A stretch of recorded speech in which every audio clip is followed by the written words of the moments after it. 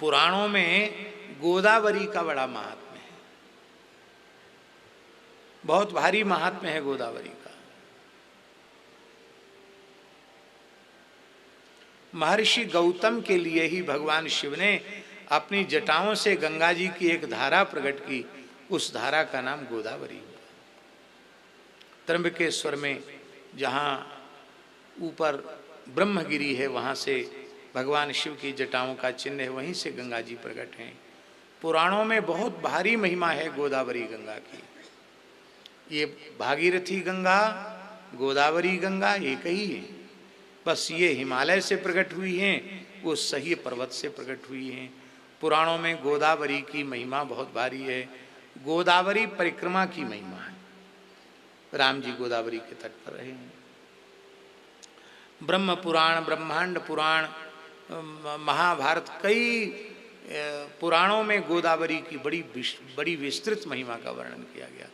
और अपने वैष्णव परंपरा में तो जो टकसाल पूछी जाती है उसमें परिक्रमा पूछी जाती है। रामानंद संप्रदाय विशेषकर, आपकी परिक्रमा क्या है? तो कहते गोदावरी परिक्रमा। क्या कहते हैं? तो पहले तो सभी वैष्णव संत गोदावरी परिक्रमा करते थे। शिवोपासक संत नर्मदा परिक्रमा करते थे। वैष्णव संत सब गोदावरी परिक्रमा करते थे। गंगा जी की भी परिक्रमा करते। हमारे पूज्य गुरुदेव पहाड़ी बाबा महाराज ने पूरी गोदावरी की पैदल परिक्रमा की, नर्मदा जी की पैदल परिक्रमा की, गंगा जी की पूरी पैदल परिक्रमा की, गोमुख से लेके गंगा सागर तक। काशी की 84 कोस की परिक्रमा, ब्रज 84 कोस की परिक्रमा, चित्रकूट 84 कोस की परिक्रमा, मिथिला 84 कोस की परिक्रमा, और अयोध्या 84 कोस की परिक्रमा, नैमिषारण्य 84 कोस की परिक्रमा। इतना पैदल चले महाराज जी। अफगानिस्तान तक, काबुल गंधार तक पैदल गए, बर्मा तिब्बत तक पैदल गए, मानसरोवर तक पैदल गए, एक लंगोटी में।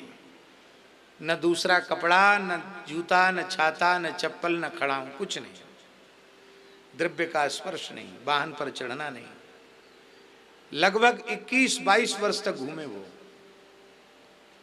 और हम भगवत कृपा से, गंगा जी की कृपा से ऐसा अनुभव करते हैं कि जिस स्थल पर हम लोग बैठे हैं, इस स्थल पर मूल पुरुष पहाड़ी बाबा भी विराजे होंगे और पूज्य पहाड़ी बाबा भी यहाँ विराजे होंगे।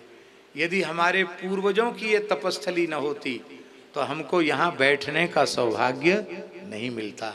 और इस प्रकार की अनुभूति भी यहाँ कुछ हुई है। राघव जी को हुई ना? हैं? हाँ, राघव जी को यहाँ, राघव जी जब शुरू में आए थे तब वो स्थल अभी भी है जहाँ इनको अखंड अग्नि की धूना पर मूल पुरुष पहाड़ी बाबा की अनुभूति हुई। और ठाकुर विजय कृष्ण गोस्वामी के अनुसार ये ज्ञानगंज है जहाँ पूरे उत्तराखंड के ऋषियों का यहीं बैठ करके तत्व विषयक विवेचन होता है। इसको उन्होंने ज्ञानगंज माना है।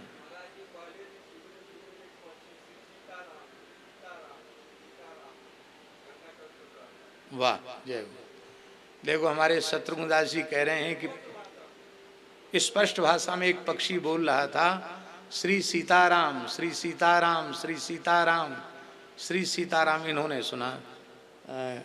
शत्रुघ्न दास जी, इनका एक नाम गड़बड़ बाबा भी है, हैं? पर गड़बड़ बाबा तो इनके गुरुजी ने प्रेम में नाम रख दिया, पर नाम इनका है शत्रुघ्न दास जी। तो हैं? ग्वालियर वाले महाराज जी ने, गड़बड़ दास। श्री वृंदावन बिहारी लाल। तो दिव्य भूमि तो है ही है, इसमें कोई संदेह नहीं है। अब हम लोगों की तो जीवन में उतनी शरीरों में सामर्थ्य नहीं है। कम से कम 3500 किलोमीटर की है, 3500 किलोमीटर की है कम से कम परिक्रमा गोदावरी की। दक्षिण भारत तक गई है। हाँ, तो इस बार भगवत कृपा से हमारे ठाकुर जी का विचार बना है, कुछ संतों के साथ वाहन से गोदावरी परिक्रमा का विचार बना है। तो बाबूजी के यहाँ जाएंगे।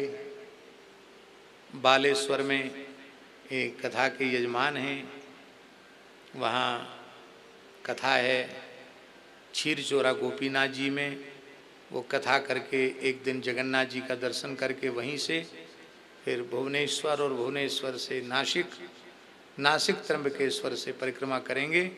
पर गृहस्थ नहीं लोग रहेंगे, बाबा जी रहेंगे परिक्रमा में, केवल विरक्त संत बाबा जी ही रहेंगे, क्योंकि कभी जंगल में पड़ना है, कभी नदी के किनारे पड़ना है, वहाँ कोई सुख सुविधा वाली यात्रा नहीं है। वाहन रहेंगे, जहाँ जैसा तहाँ तैसा उसमें गुजारा, टिक्कड़ बनाते खाते हुए, और साधु साई ढंग से यात्रा होगी। तो हाँ, कहीं कहीं बीच में आप लोग आके दर्शन कर सकते हैं, 20-25 दिन लगेगा। और ये सीता शरण जी हैं, पवन जी हैं, सरजू दास जी हैं, ये तो मंडली में ही हैं, तो चल सकते हैं। आनंद से कथा कीर्तन करते हुए हम लोग चलेंगे, क्योंकि फिर पता नहीं जीवन में ऐसा अवसर मिले न मिले, इसलिए ऐसा विचार है। गोदावरी जी का नाम आ गया तो इसलिए ये निवेदन कर दिया।